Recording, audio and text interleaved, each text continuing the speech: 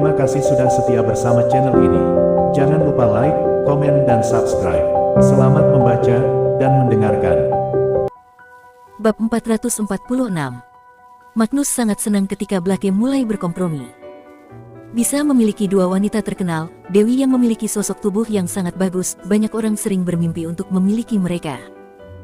Dia tidak pernah berpikir, dia akan memiliki kesempatan untuk meniduri kedua wanita ini hari ini.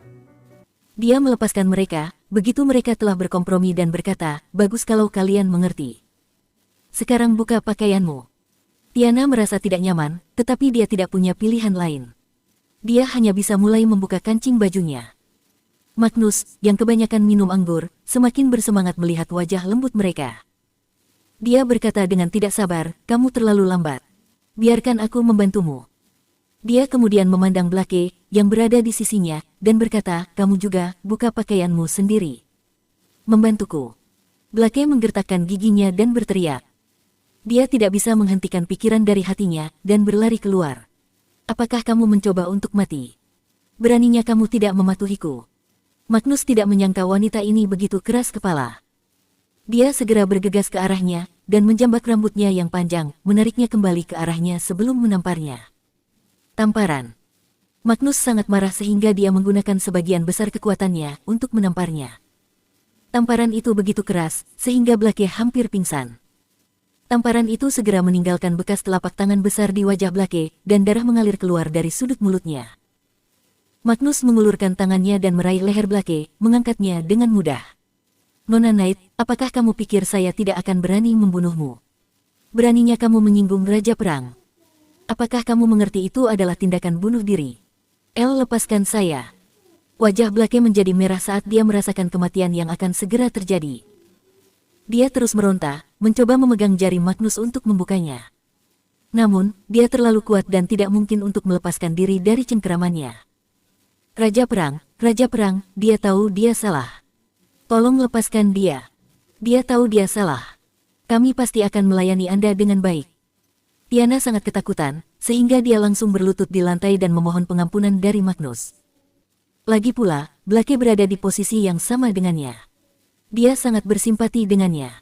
Tolong, lepaskan aku. Aku tahu aku salah. Wajah Blake menjadi pucat karena kekurangan udara.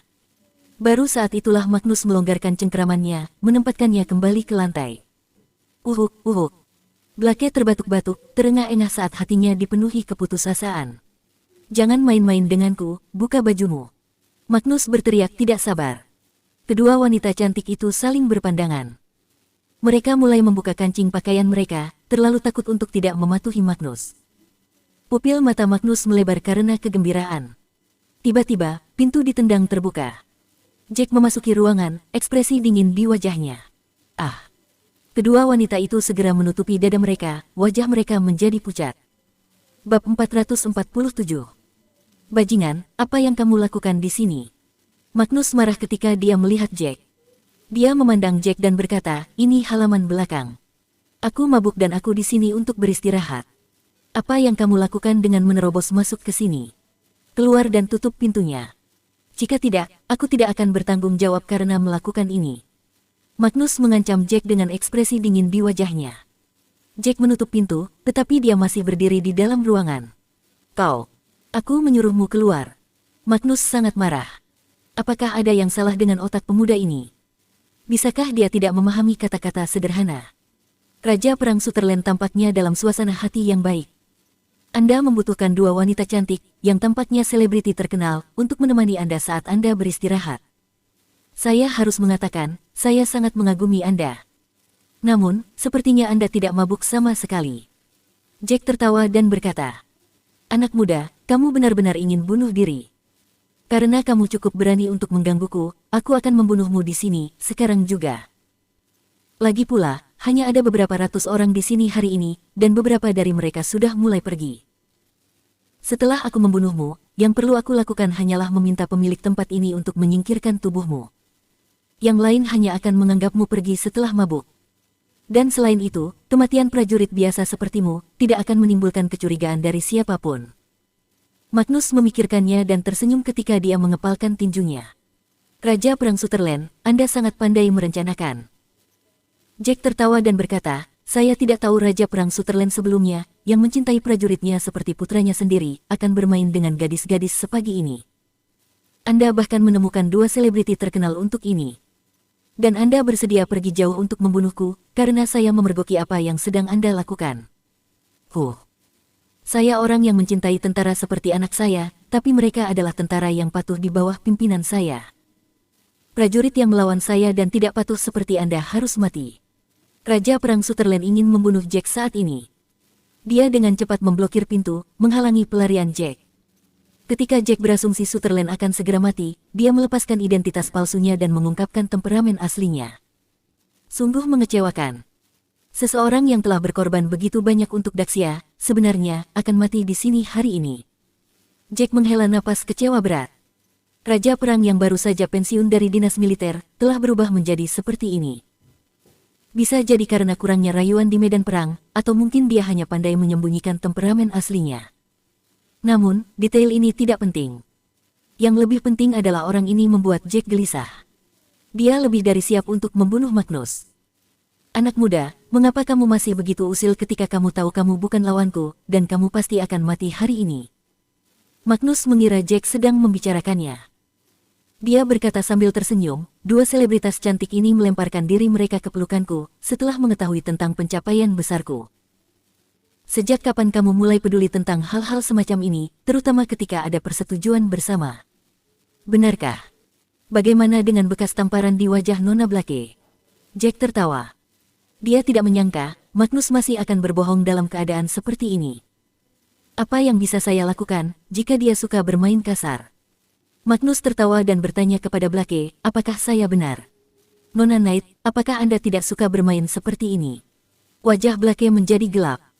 Dia berharap untuk diselamatkan, ketika pintu ditendang terbuka. Namun, dia menyadari bahwa pemuda di depannya hanyalah seorang prajurit biasa.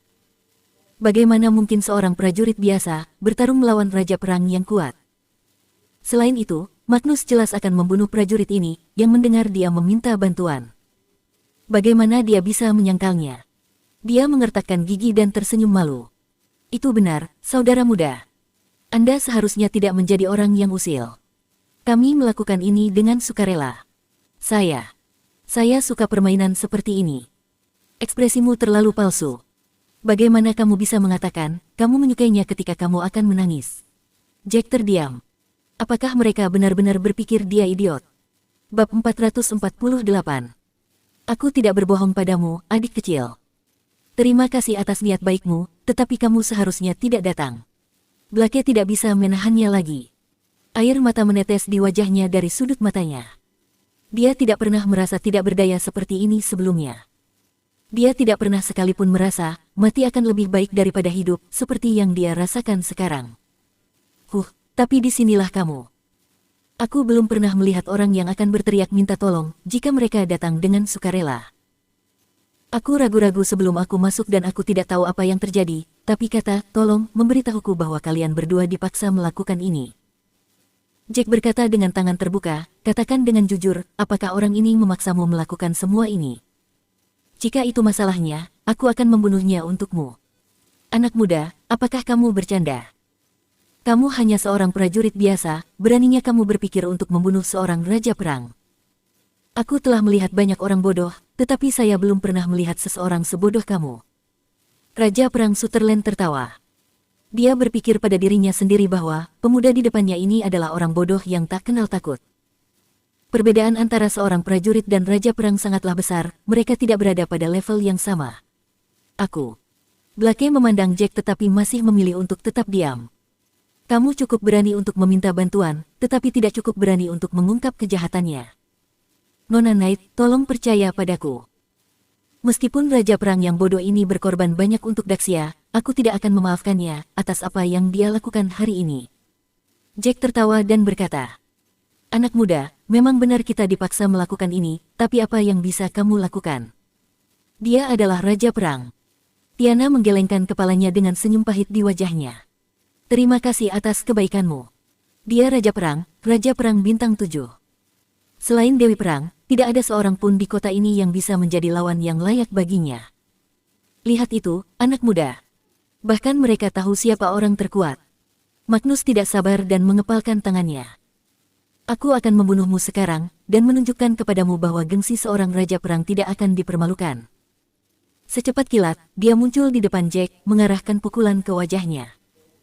Kekuatan pukulannya begitu kuat, sehingga angin menderu di jalurnya. Pukulan ini dapat dengan mudah membunuh seekor gajah. Jack menghindar dari serangan Magnus. Magnus terkejut ketika pukulannya meleset dari sasaran. Dia berbalik dan menemukan bahwa Jack ada di dekat pintu, beberapa meter darinya. Anak muda, siapa kamu? Kamu jelas bukan prajurit biasa. Meskipun aku mungkin ceroboh, kecepatanmu adalah kecepatan seorang raja perang. Wajah Magnus menjadi gelap. Dia melihat bahwa pemuda di depannya memiliki kemampuan sejati, dan dia tidak membiarkan emosinya mempengaruhinya. Raja perang. Blake dan Tiana saling berpandangan. Mereka melihat harapan. Jika pemuda di depan mereka benar-benar raja perang, mereka memiliki peluang lebih tinggi untuk diselamatkan. Meskipun, kecepatan pertarungan mereka terlalu cepat, dan mereka tidak dapat melihat dengan jelas apa yang terjadi. Kenapa? Kamu takut? Jack tertawa dan berkata, aku tahu segalanya tentangmu. Kamu adalah bawahan Ethan Hayes dan kamu pandai dalam serangan jarak dekat. Selain itu, kamu juga terampil dalam satu set tinju Cina yang sangat kuat. Ketika kamu menggunakan set seni bela diri ini, kekuatanmu akan berlipat ganda dari kekuatan aslimu. Itu telah membantumu dengan pencapaian yang tak terhitung jumlahnya. Ketika dia mendengar ini, wajah Magnus menjadi lebih gelap. Dia menggertakkan giginya. Anak muda, siapa kamu? Mengapa kamu tahu segalanya dengan baik? Dan di atas itu, beraninya kamu memanggil dewa perang kita dengan namanya. Tidakkah kamu tahu, tidak menghormati dewa perang berarti mencari kematian? Mencari kematian. Bab 449. Jack melangkah maju, memanfaatkan kesempatan untuk menyerang. Dia bergerak cepat, muncul di depan Magnus dan menyerangnya dengan pukulan cepat. Apa? Magnus terkejut, Jack terlalu cepat. Dia belum siap untuk menggunakan set perlengkapan tinjunya, dan hanya bisa mengangkat tinju untuk menghadapi serangan Jack. Suara benturannya sangat keras, dan kekuatan pukulannya membuat Magnus terbang keluar. Ah! Magnus memegang tangan kirinya dengan tangan kanannya. Dia bisa merasakan bahwa tangan kirinya patah oleh pukulan itu. Siapa? Siapa kamu? Aku adalah Raja Perang. Jika kamu membunuhku, Raja Perang Ethan Hayes tidak akan membiarkan ini berlalu. Magnus sangat takut, sehingga dia hanya bisa menggertakkan giginya dan mengancam Jack dengan Ethan Hayes. Jack tersenyum dingin setelah mendengar ini. Aku ingin tahu betapa kecewanya dia, jika dia tahu prajurit paling kuat di bawah kepemimpinannya telah menjadi bajingan yang tidak berguna. Hari ini, aku di sini untuk merapikan timnya. Jack berhenti menjelaskan dan bergegas ke arahnya. Dia mengangkat kakinya tinggi-tinggi sebelum menurunkannya dengan paksa. Magnus menggunakan tangannya untuk memblokir serangan itu, tetapi kekuatan Jack bukanlah sesuatu yang bisa dia blokir dengan mudah. Dia dipaksa jatuh ke lantai saat kaki Jack mendarat di kepalanya. Sudut mulutnya meneteskan darah, dan saat dia menatap lurus ke arah Jack, dia akhirnya mengingat sesuatu. Dia pernah melihat seseorang menggunakan gerakan seperti ini di medan perang sekali. Orang ini tidak lain adalah prajurit tertinggi yang misterius dan sangat kuat. Tidak banyak orang di medan perang yang mengetahui penampilan Jack yang sebenarnya. Selain itu, semua orang memanggilnya sebagai Master Supreme Warrior.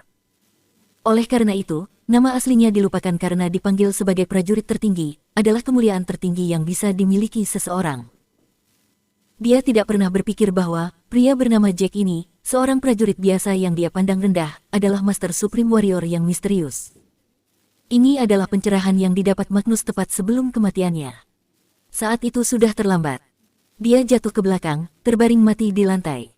Dia meninggal. Blake dan Tiana menarik napas dalam-dalam. Raja Perang Bintang 7 begitu mudah dibunuh oleh pemuda di depan mereka. Jika pria di depan mereka adalah Raja Perang, dia tidak mungkin membunuh Raja Perang lain dengan mudah. Dan bahkan jika dia adalah Dewa Perang, pertarungan tidak akan diselesaikan dengan mudah, kan? Karena aku menyelamatkan kalian berdua, kamu harus merahasiakan semua yang terjadi hari ini, oke? Jika kamu pikir kamu tidak mampu menyinggung Raja Perang ini, maka aku adalah orang yang tidak boleh kamu sakiti juga. Jack memandang tubuh di lantai dengan acuh tak acuh. Dia dengan santai mengeluarkan sebatang rokok dan menyalakannya. Jangan khawatir, jangan khawatir.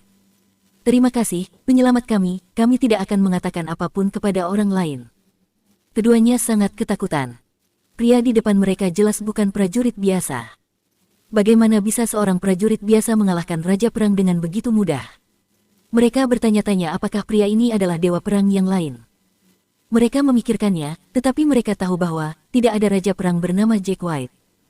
Terlepas dari itu, mereka akhirnya diselamatkan. Pada saat ini, pintu terbuka lagi. Bab 450. Pintu ditendang terbuka pada saat ini, menakutkan Blake dan Tiana. Jack melihat ke arah pihak lain tetapi terus merokok seolah-olah dia tidak melihat apa-apa. Menutup pintu di belakangnya, Dennis melihat ke arah lantai, terkejut. Dia memandang kedua wanita itu dan berkata, "Aku tidak menyangka Magnus Sutherland akan melakukan hal memalukan seperti itu. Ya, orang seperti ini tidak pantas hidup." Jack mengangguk dan melanjutkan, "Aku akan menelepon Ethan dan menjelaskan semuanya. Bukan itu masalahnya." Dennis tersenyum pahit dan melanjutkan, "Bukankah akan sulit untuk menyembunyikan identitasmu?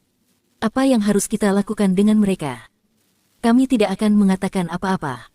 Itu benar, itu benar. Anda adalah dermawan yang menyelamatkan kami, mengapa kami menyebarkan berita ini? Blake dan Tiana ketakutan, mengira Dennis akan membunuh mereka hanya untuk menjaga rahasia. "Jangan khawatir, aku tidak akan membunuh kalian. Lagi pula, aku telah menyelamatkan kalian. Jika tidak, bukankah ini akan sia-sia?" Jack tersenyum pahit.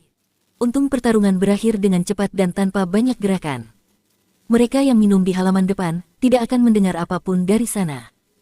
Dennis merasa malu. Dia beruntung dia mengikuti nalurinya dan memutuskan untuk membuntuti Jack. Dia tidak menyangka akan mendengar orang berkelahi ketika dia sampai di pintu, dan ketika dia masuk, Raja Perang Sutherland sudah mati. Hanya prajurit tertinggi yang memiliki kekuatan yang begitu kuat. Dia langsung membunuh pihak lain bahkan sebelum dia berhasil melakukan apapun. Tapi mayatnya ada di sini, bagaimana kita akan menjelaskan semua ini? Dennis terdiam. Ini tidak bisa menjadi pembunuhanku lagi, kan? Terakhir kali aku melakukan itu, beberapa raja perang mulai bertanya padaku, gerakan mana yang aku gunakan untuk membunuh Oneal yang bisa menyebabkan tubuh seseorang meledak. Yang lain harus percaya, jika kamu yang telah membunuhnya. Jack tersenyum pahit. Dia kemudian mengeluarkan ponselnya dan menelepon Lana. "Lana, datanglah ke Carefree Villa. Pastikan tidak ada yang mengikutimu, dan pergilah ke halaman belakang. Pastikan untuk datang sendiri." Jack mengakhiri panggilannya. "Sekarang, kita tunggu di sini.